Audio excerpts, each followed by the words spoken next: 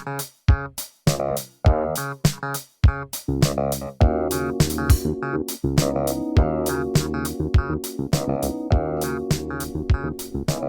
o Filoi. I'm Fletcher from amindforlanguage.com, and you're listening to Greeking Out, a podcast for ancient and Koine Greek learners full of tools, tips, and possibly tirades on learning Greek using comprehension-based methods. If that isn't familiar to you, check out episode 0, The Manifesto, for more info.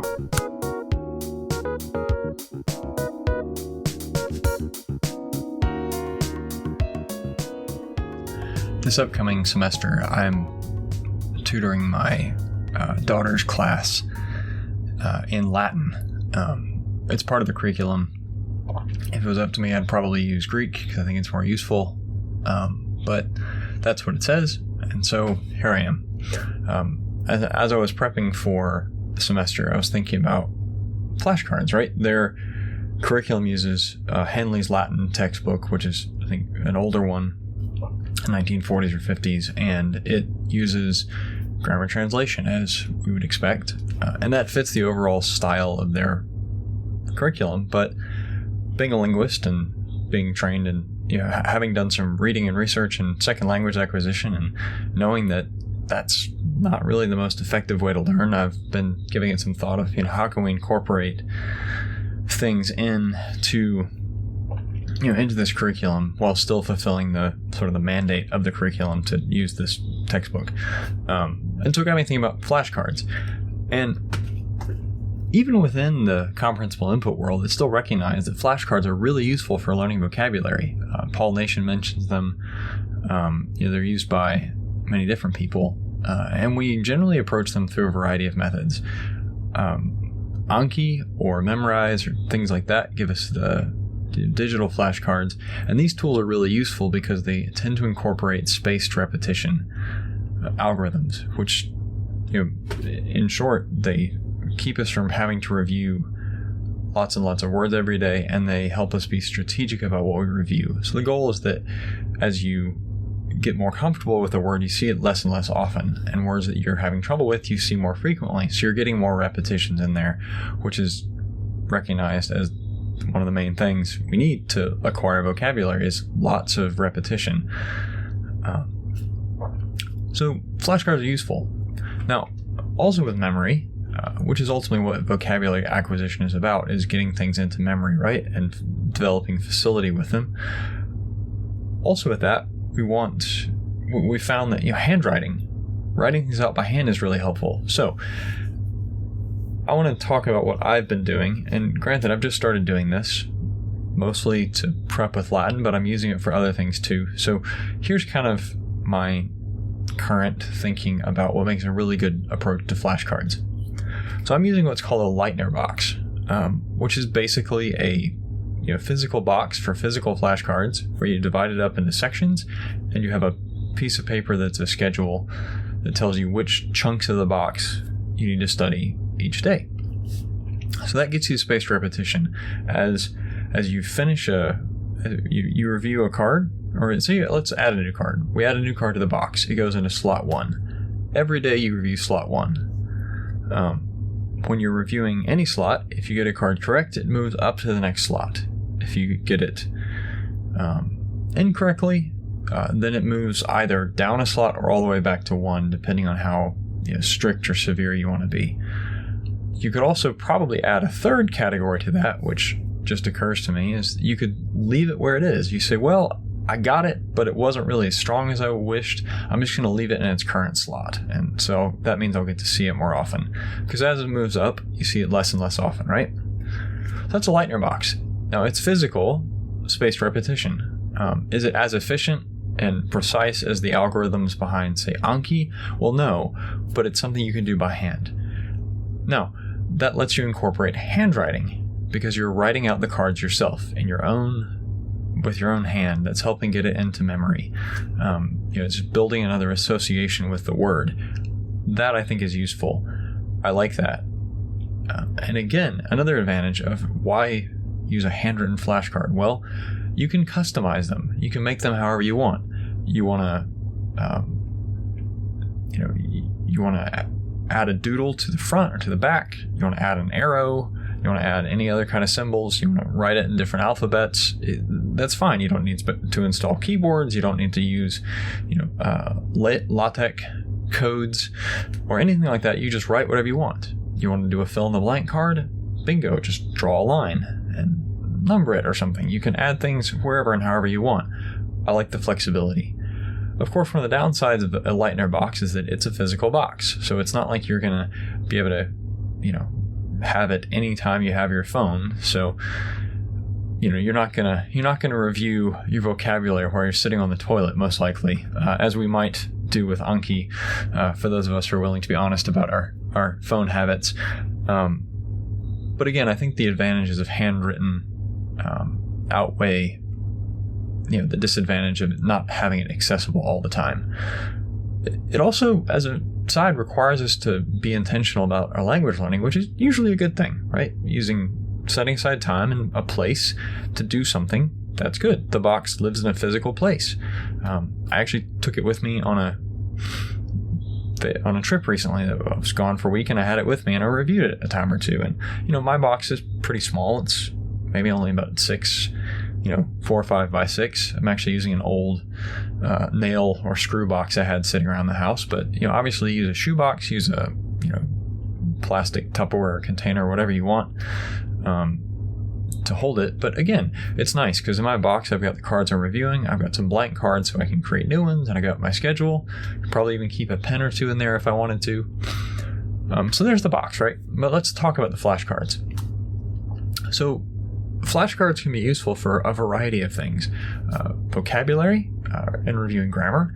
And I think there's 2 main categories there. So vocab cards, let's start with that. A vocab card is what we think of most often as we think of flashcards. It'll have a couple ways to do this. You could write the target word we're trying to learn on the front, and then the gloss on the back. So, for example, if we're trying to learn a word like agathos in Greek, we might write agathos, agatha, agathon on the front. On the back, we'd write good or beautiful. But we can amp that up. We can add other information to the back of the card too. So we know that's a 2-1-2. So second declension, first declension, second declension adjective pattern. So that might be useful just to write that on the corner. I might write adjective on the top. This is all in the back, just extra information, right? Conversely, if we wanted to do, if we wanted to go from English to Greek, we might write good / beautiful, and then we put, agathos, agatha, agathon on the back. Another thing that's I find helpful, I've studied memory techniques and mnemonics for a long time now, and one thing I find helpful is to add associations on the cards. So as I'm making a card, I might think through the 5 senses plus any conceptual associations that show up. So let's go with agathos. I say, what does it sound like? Well, agathos, agathos. It's kind of actually a hard one, but it sounds like Pythagoras a little bit. So maybe I imagine him, staring at a beautiful painting. I get that idea from the sound of the word, and maybe think of a good or pleasant sound. So maybe he's singing a nice song. So there's that. And I think, okay, well, visual, what could I see that's good? So I might think of a beautiful painting or a sky or a sunset. And I just scribble some of these things on the back of the card, these associations, to help me remember. So this word, and it doesn't matter necessarily if the associations don't tie directly, or don't seem to make sense, as long as they work. We can do that. They're helpful. It's just another link that our brain can use to get back to that word. And you could do that regardless of which way you're going. So you think 5 senses, and then conceptual association. So conceptual association is really anything that you think of when you think of this word. So maybe it could be movies, like I said earlier, Pythagoras. So maybe math. If you think math is good and beautiful, then go for it. Write that down. Again, just building connections. That's the whole point of adding these associations. So I just scribble some basic stuff on the back of my cards now, vocab cards, and I find it helpful. But there's other kinds of cards we can make. So I want to say grammar cards. And these are largely fill in the blanks. So what I might do is I might take a card and I might write out a short sentence using that card. But then I'd put a blank for the word. And then depending on what my goal is, I would add a clue to know what I'm trying to recall. So for example, if we're going to say, with our example of agathos, I might want to remember that, agathon is the neuter form of the word. So I might say something like, you might say a good name, right? So we might say to onoma, and then I put a blank, and I put underneath agathos, comma, and that's it. And then, I'd put, below the blank in parentheses, agathos, and that would remind me that that's the word I'm trying to get. And so my job is not to recall the word, it's to recall the appropriate form for that context. So then I'd, on the back, write, agathon. We could have it even more complex. We could have a sentence where there's multiple things missing with multiple blanks if we wanted. So that's one example. A third type of, second type of grammar card is for paradigms. Again, are these as useful as the others? I don't necessarily think so, but it's worth it, especially if you need to, if you want to master your paradigms, or you need to be able to recall them for an exam of some sort. Then what I would do is I'd take a couple of cards, write the paradigm out, but leave blanks, and then on the back, you could even potentially number those blanks in the front, but on the back, I would definitely write numbers for the blanks, and then just write the stuff that's missing. So take the paradigm, blank, imagine, okay, well, I'm going to blank out, the nominative singular, dative singular, and then, genitive plural, whatever, and then just do 1, 2, 3 on the back and write the appropriate endings there. I think that's useful. And then as you're working on those paradigm cards, if you're having trouble, then you might want to create a fill-in-the-blank sentence card where you've got that form that would, for that particular declension or conjugation, if you're learning verbs. So, we might want, for example, with a word like ieres or iereus, however you want to say it, that it's got the dative singular should be like, what is it? Ierei, something like that. Or if you wanted the, nominative plural, ieris. So we might say something like porevantai oi dash, and then I'd put in parentheses ierevs there. So I have I have the lexical form, nominative singular, and I know from context, okay, I need to conjugate this noun, or decline this noun, so that it's nominative plural. So I can see, because I have the nominative plural article there, e or oi, however you want to say it. So porevantai oi ieris, and on the back I've got ieris, and that'll help me remember that this particular noun has an odd nominative plural.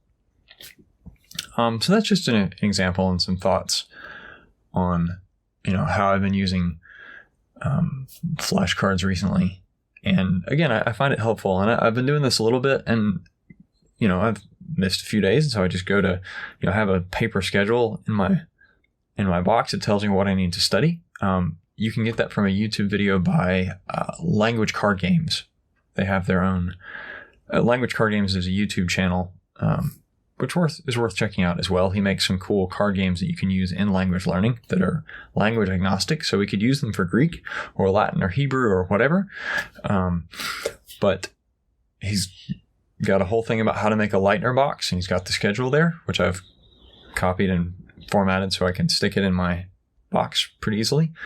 And I've enjoyed it. I've missed a few days, and I just go to whatever day is most recent or at the bottom of the list that I haven't checked off, and I review those boxes, and I'm finding it helpful.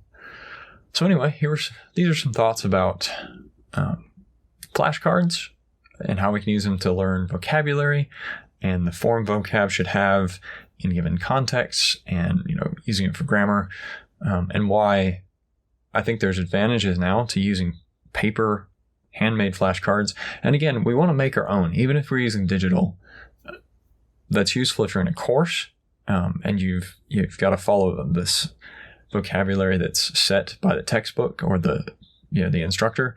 It's also just useful in general if you're learning on your own. You can record your own words you're running across, and again, making our own just it's more personal. It's easier for us to remember, right? More associations with us and our experiences. So again, I hope you've enjoyed these thoughts, and, let me know in the comments if you have what your experience is, or if you agree or disagree. If you've found something else that's you think is even more useful, or maybe perhaps you've got another spaced repetition method for physical flashcards that I don't know about, or maybe you come up with something. Certainly the world could use more good ideas in that department. So anyway, hope you enjoyed this talk. Eroste. Intro and outro music is Funky Thanksgiving by Admiral Bob, used with gratitude under a Creative Commons 3.0 attribution license. Track can be found at dig.ccmixer.org.